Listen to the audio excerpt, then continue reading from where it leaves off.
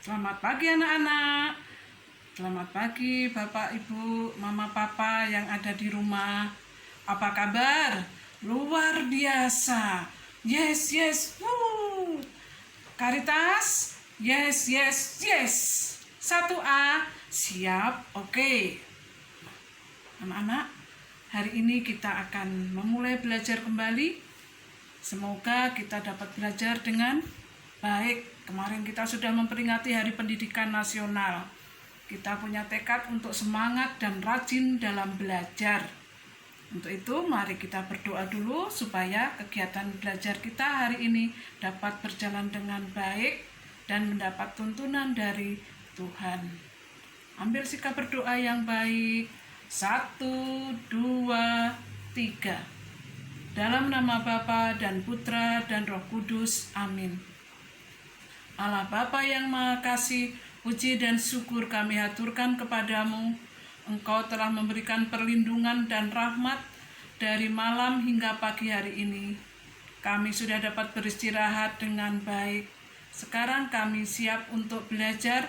Dampingilah dan sertailah kami agar kami dapat belajar dengan baik seturut dengan kehendak-Mu. Semua ini kami serahkan kepadamu ya Bapa, karena Engkaulah Tuhan dan pengantara kami. Amin. Santo Fransiskus dari Asisi, doakanlah kami. Dalam nama Bapa dan Putra dan Roh Kudus. Amin. Baik anak-anak, kita sudah berdoa. Nah, sekarang kita siap semua untuk belajar. Kita buka bukunya dari buku tema. Kita sekarang sudah akan belajar mengenai subtema 4. Subtema 4, kita akan belajar mengenai bentuk, warna, ukuran, dan permukaan benda. Anak-anak di sekeliling kita banyak sekali benda-benda. Anak-anak juga mempunyai banyak benda-benda. Benda yang untuk alat sekolah, benda yang ada di kamar. Nah, banyak macam-macam benda. Bisa nggak anak-anak mengelompokkannya? Nah, sekarang kita lihat dari buku tema. Ya, di sini bentuk, warna, ukuran, dan permukaan benda. Kita amati gambar yang ada di dalam kamar ini. Misalnya ini, kamarnya di sini tempat tidur. Dia ada bonekanya. Di atasnya ada rak, ini ada kotak, ini ada buku, di sini ada lampu, di sini ada sandal, ada kaset, ini ada raknya. Di sini lemari yang agak besar. Di lemari ini ada banyak barang-barangnya. Ini ada buku, di sini ada kotak, di sini ada buku lagi. Di sini ada kotak, ada buku lagi. Ternyata belum diatur dengan rapi. Ya, ini belum diatur dengan rapi. Nah, supaya kita bisa mengelompokkan benda, kita harus tahu dulu bentuk dan warna benda itu. Ini bentuknya lingkaran, segitiga, persegi panjang. Apa ini anak-anak? Ayo. Apa? Persegi. Ini kubus. Ini balok. Ya. Ukuran bendanya. Ukuran benda itu bisa besar dan kecil. Contohnya, lingkaran biru besar. Lingkaran merah kecil. Nah, sekarang ukuran benda juga bisa perbedaannya tinggi dan rendah. Kursi dibandingkan dengan tiang bendera, ternyata kursi rendah, tiang bendera tinggi. Nah, jadi perbedaannya dari ukurannya, kursinya rendah, tiang benderanya tinggi. Sekarang dari ukuran panjang dan pendek. Krayon yang atas biru panjang, yang krayon bawah ungu pendek. Dilihat dari ukurannya. Nah, ini lebih panjang. Jadi ini panjang, ini pendek. Sekarang dari ukuran ringan dan berat. Jelas sekali. Ini adalah bulu ayam. Ini buku. Bulu ayam ringan dibandingkan buku. Buku ini lebih berat. Ini lebih ringan ya. Nah, sekarang kita akan membedakan bahan pembuatnya. Membedakan bahan pembuat benda. Benda yang terbuat dari kayu contohnya lemari, meja, kursi. Nah, ini contoh benda yang terbuat dari kayu. Sekarang benda yang terbuat dari plastik. Ada ember, ada gayung, ada pengki. Nah, itu terbuat dari plastik. Kemudian yang terbuat dari karet. Nah, ini ban, balon, sendal jepit. Ini terbuat dari karet. Sekarang kalau yang terbuat dari benda yang terbuat dari kaca. Ini botol obat. Ini gelas. Ini apa ya, coba anak-anak, apa ini? Nah, ini toples yang kaca, terbuat dari kaca. Oke. Sekarang benda yang terbuat dari logam. Ini sendok, contohnya sendok. Ini apa ini anak-anak? Uang-uangan.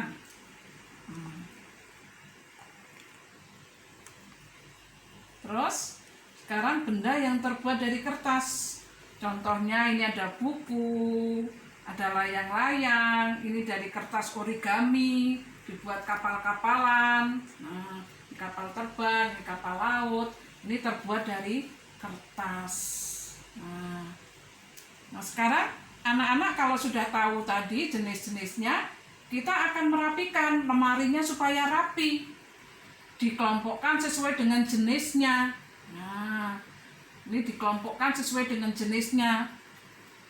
Bu guru juga. Nah, ibu juga punya banyak benda. Contohnya ya, ibu kelompok-kelompokkan. Kalau boneka dengan boneka, kotaknya juga jadi satu kotak. Meskipun ini kotaknya ada yang besar, ada yang kecil, tapi ini sama-sama kotak.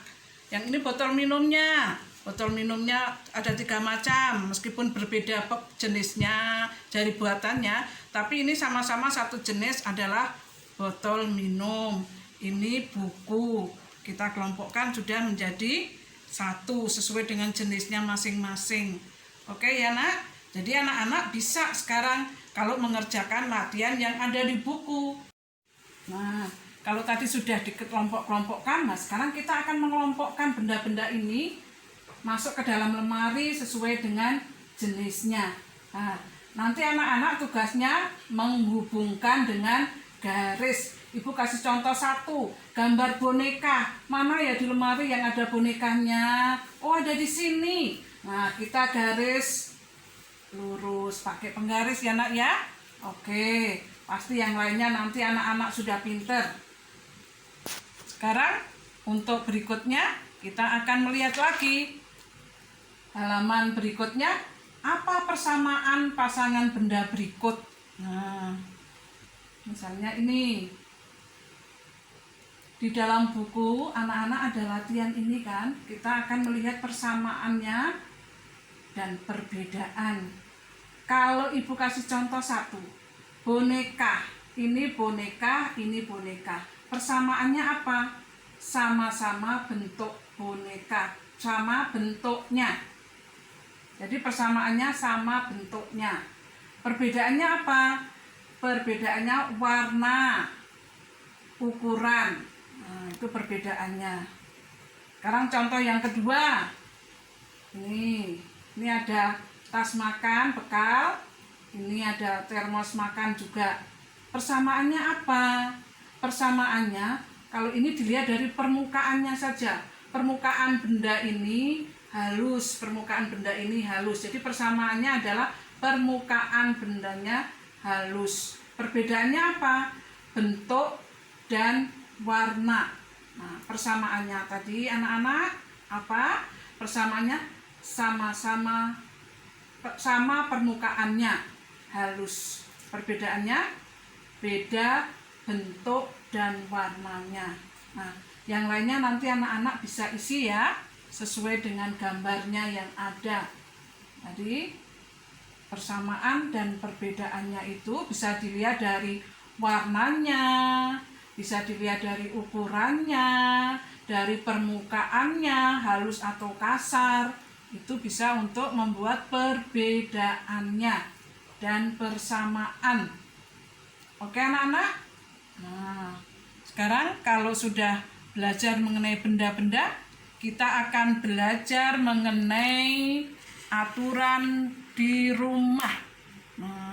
Semua anak-anak pasti sudah mengetahui aturan di rumah. Aturan di rumah anak-anak pasti berbeda antara rumahnya Nina dan rumahnya Adi juga berbeda. Antara satu dengan yang lainnya berbeda karena apa? Ya karena situasi rumahnya berbeda juga. Nah, sekarang contoh yang ada di buku. Aturan-aturannya: meletakkan sepatu di rak sepatu, merapikan buku setelah dibaca, merapikan buku selesai belajar, merapikan piring kotor setelah makan. Nah, apakah anak-anak sudah melakukan ini semua? Coba ayo, siapa yang sudah merapikan sepatu setelah pulang sekolah, diletakkan di rak dengan benar. Merapikan buku setelah dibaca, dikembalikan lagi di tempatnya. Merapikan buku selesai belajar, semua dirapikan kembali bukunya. Kalau di sekolah paginya, kalau mau sekolah paginya, pasti kita rapikan sekaligus dimasukkan ke dalam tas supaya tidak tertinggal. Nah sekarang habis makan bagaimana ya? Merapikan piring kotor setelah makan. Anak-anak bisa membantu mama, tapi harus hati-hati karena ada yang bahannya dari kaca. Anak-anak harus hati-hati merapikan piring kotor setelah makan. Dan nanti anak-anak kalau sudah selesai belajar semuanya, anak-anak mempraktekkan di antara ini. Anak-anak praktekkan. Contohnya, yang gampang nanti anak-anak merapikan buku selesai belajar. Anak-anak kan tadi belajar, nanti dirapikan bukunya. Nanti setelah makan, anak-anak merapikan, coba piringnya dirapikan kembali. Dibawa, ada mama, ada papa, tapi anak-anak bisa merapikan. Nah, berarti anak-anak sudah mematuhi aturan yang ada di rumah. Oke anak-anak, aturan yang ada di rumah berbeda-beda, tetapi yang pokok-pokoknya ini hampir sama ya.